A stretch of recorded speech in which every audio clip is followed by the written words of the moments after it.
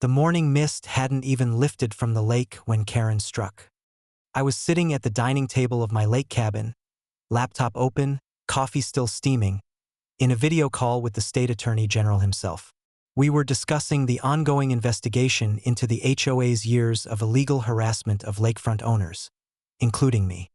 Through the picture window, I saw her golf cart screech to a halt in my gravel drive, dust flying.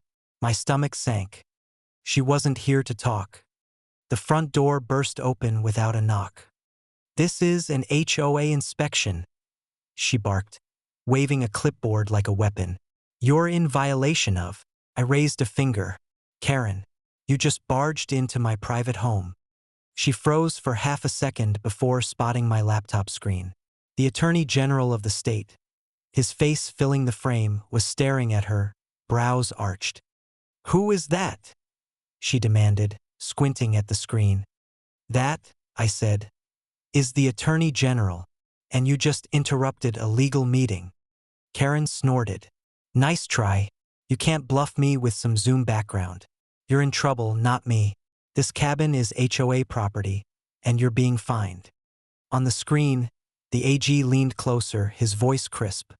"Ma'am, who exactly do you think you are?" Karen put her hands on her hips. "I'm the HOA president, and I have the authority to enter any home under my jurisdiction." I stood and gestured around. "This property isn't under your HOA. It never has been." She jabbed a finger at me. "We voted last week to annex the entire North Shore. That makes this cabin ours."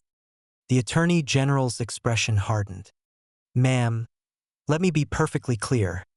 You have just committed an illegal entry." Karen blinked, thrown off for a moment, then recovered with a sneer. "You can't do anything to me. You're just some lawyer on a screen."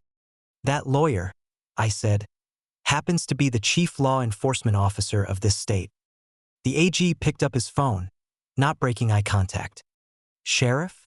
This is Attorney General Mills. I need a unit dispatched immediately to 112 Lakeview Point. We have a case of criminal trespass in progress." Karen's face drained of color. You can't be serious." It only took 10 minutes for 2 county cruisers to roll down my drive. The deputies stepped inside, nodded to me, and then faced Karen. "Ma'am, we're placing you under arrest for trespassing and obstruction. You've been warned multiple times to stay off this property." Karen started backing up, waving her clipboard like a shield. "You can't arrest me. I'm the HO. You don't know who you're dealing with." One deputy smirked. "Ma'am, we just spoke to the Attorney General. We know exactly who we're dealing with."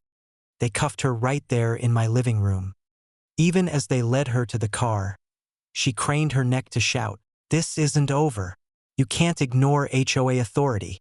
We control this whole lake."